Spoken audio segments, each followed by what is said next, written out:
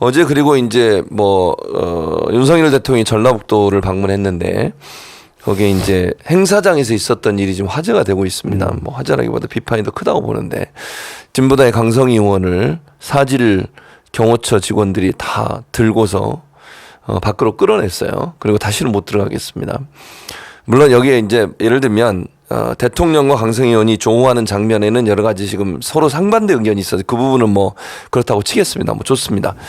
100번 양보해서 그 부분이 지나서. 근데 문제는 뭐냐면 대통령이 이미 강성희 의원을 지난 상태에서 끌고 나갔어요. 어제 그 장면 보면서 국회의원으로서 강성희 의원도 국회의원이잖아요. 국회의원을 대하는 이 경호처의 태도라든지 행정부의 태도라든지 윤정부의 태도, 국회의장은 왜 한마디도 없는지 어떻게 생각하세요? 저는 정말 심한 자괴감을 느꼈는데요. 저도 57,345표 네. 라는 것을 우리 안양 지역에서 받아서 국회의원이 됐습니다. 그렇죠. 선출직이라는 거예요. 네. 민주적 정당성을 가지고 있습니다. 안양 지역의 국회의원들은 민병덕을 뽑아서 무엇을 하라고 했냐면 힘센 사람들한테 내 얘기를 전달하라고 그렇게 저를 뽑았을 겁니다. 우리나라에서 가장 힘센 사람이 누굽니까? 대통령이죠. 대통령이잖아요. 네, 그렇죠. 대통령에서 말 안 하는 아무 말도 못하는 국회의원 뽑아서 뭐합니까? 우리 국민들이 직접 할 수 있으면 하죠. 못하니까 대신해서 대통령한테 말을 해달라는 거고 네. 지금 국민들이 가장 원하는 건 뭐예요? 대통령 지금 방식대로 국정기조 끌면 안 된다. 그렇죠. 이거 너무 불안하고 그렇다는 거 아닙니까? 그렇죠. 그래서 국정기조 바꾸라는 것이 저는 절대 다수의 의견이라고 봅니다. 네. 윤석열 대통령을 지지하는 일부 사람들조차도 네. 그 국정 기조가 너무나 옳다라고 하는 건 아니잖아요. 그렇죠.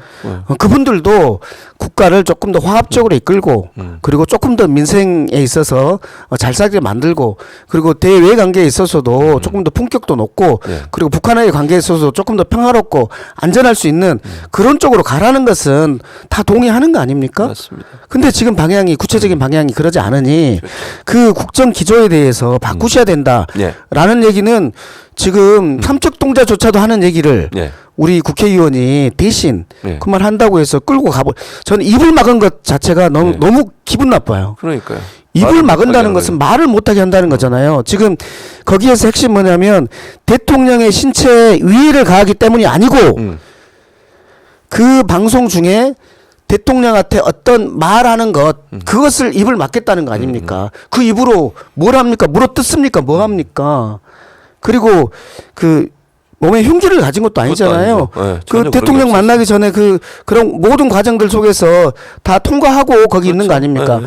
악수하면서 국정기소 바꿔주세요. 하고 대통령은 지나갔어요. 네. 뭐라고 하시고 가셨는지 모르겠는데 저 같으면 실제로 저는 국정기조를 잘하고 있는데 저 의원이 좀 이상하게 얘기하는구나. 그래도 국정기조 우리나라를 잘하게 하자라는 말은 똑같기 때문에 예 잘하겠습니다. 그렇죠. 예 잘하고 있습니다. 네. 잘하겠습니다. 이러면 되잖아요. 그렇죠. 뭐라고 했는지 모르겠지만 인상 팍 썼다라는 보도가 있던데 맞아요. 그리고 나서 지나가니까 그 인상 때문에 그랬는지 보복 아닙니까 그것은? 대통령의 신체에 대한 위해를 방어하기 위한 경호가 아니라 대통령의 심기를 흐트러뜨린 거에 대한 보복을 가지고 한 거 아닙니까? 거기에서 들려나갔다는 것도 그렇지만 입을 막고 들려나갔다는 것이 저는 그들이 원하는 것이 이 모양이 이 꼴이구나. 저는 지금 우리나라에 두 개의 민주적 정당성이 있습니다. 대통령도 민주적 정당성을 투표라는 절차를 통해서 가지고 있는 거고 그렇죠. 국회의원도 투표라는 절차를 통해서 민주적 정당성을 가지고 있습니다. 그 민주적 정당성을 가진 두 기관이 서로 견제와 균형을 이루는 것이 민주주의인데 도대체 저는 어느 정도냐면 이걸 그냥 넘어갈 수 있나? 국회의원으로서 그냥 넘어갈 수 있나? 이거는 대통령실 앞에서 우리가 연자농성이라도 해야 되는 사안 아닌가? 이거는 국회의원을 무시한 것이면서 그 국회의원을 뽑아준 국민들을 엄청나게 무시한 것이다. 맞아요. 라는 것이어서 그냥 넘어갈 수 없는 처사입니다. 지금 말씀하신 것처럼 국민을 대변하는 대변자잖아요. 그리고 헌법기관이고 각각의 국회의원들이 헌법기관으로서 역할을 하는데 거기서 말한 걸 못하게 하고 그것 때문에 끌어낸다. 이거는 있을 수 없는 일이에요.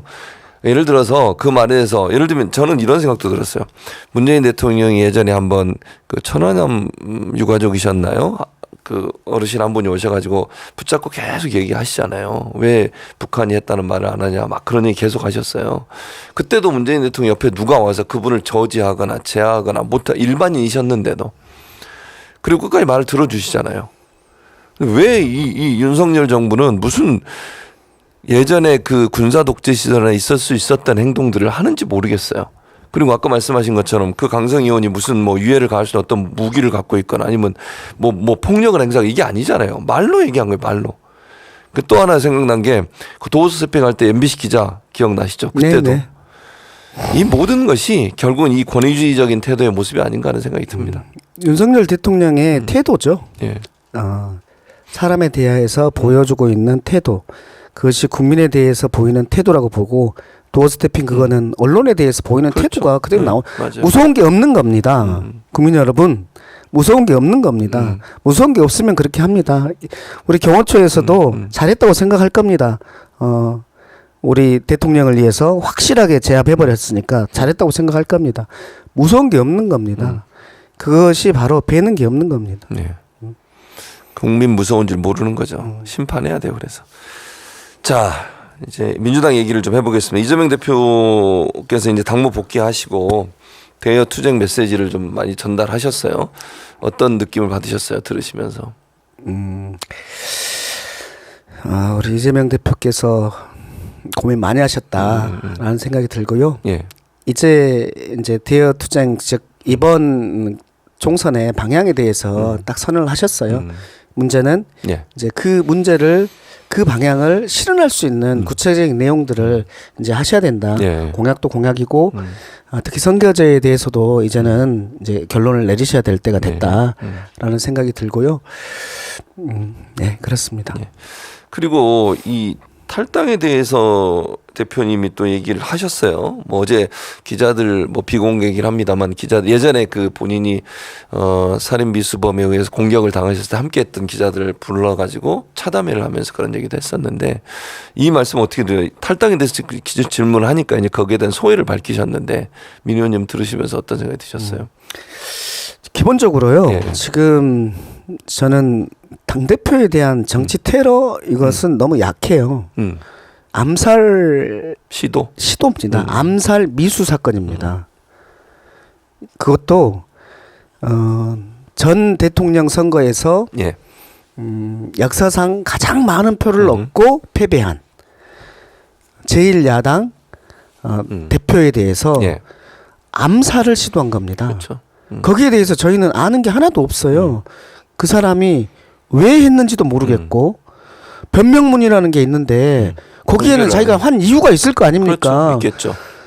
우리 사소한 건 하나도 없겠습니다만은 자살 사건이 있어도 그 자살 사건의 유서에 대해서 다 보도를 하지 않습니까? 유서의 존재 여부 그리고 유서의 내용 그리고 그거에 따른 뭐 유가족들의 평가라든지 이런 거 다 하지 않습니까? 그런데 너무나 과감히 암살을 시도했고 그리고 거기에 대해서 그 암살의 이유를 적어놓은 8페이지짜리의 변명문이 있는데 그것을 왜 우리가 몰라야 됩니까? 그래서 이거는 너무나 문제가 있다. 예. 너무나 문제가 있다라고 생각하고 이건 절대 그냥 넘어갈 수 없는 사건이다. 암살 미수 사건이다. 예. 그렇게 생각하고요. 예. 우리 이재명 대표께서 뭐 탈당하신 분들에 대해서 저는 이재명 대표께서는 나름대로 물밑으로 여러 가지 노력들을 많이 했죠. 하셨다고 만나고, 봅니다. 예, 맞아요. 하셨다고 봅니다. 예. 근데 저는 그래서 이게 명분이 있나 하는 굉장히 생각이 있고요. 제가 뭐 여러 번 말씀드렸지만 이낙연 전 총리의 당에서 여러 가지 혜택을 받은 사람이 그런 형식으로 하는 것은 도저히 도리에도 맞지 않고 성공 가능성이 낮다고 봅니다. 저는 이제 세 분의 우리 탈당하신 분들 예. 뭐 개인적으로는 뭐 이것저것들을 좀 같이 하셨던 분들이라서 저는 그분들이 했던 그 정치 개혁에 대한 얘기들 그것에 대한 진정성이 예. 이게 본인들을 이해하신 건가? 본인들을 이해하신 건가? 라는 조금 안타까움들이 있습니다. 우리 이낙연 전 대표님이 예. 그렇게 하신 것과 관련해서는 제가 전 방송에서 말씀드렸는데요. 예. 예. 그것은 이낙연 대표님이 대통령 되고 싶은 그 욕심 그 이상 이하도 아니다라는 느낌이 들어서 이낙연 대표님께서 본인이 예. 당대표였을 때 예. 어떤 정치 개혁적인 것들을 해 오시면서 그리고 그 이후에 당대표인 이재명 대표가 이런 것들을 정치 개혁적으로 하고 있지 않아서 그래서 그것을 계속 주장하시다가 예. 그리고 그것이 도저히 안 되니 예.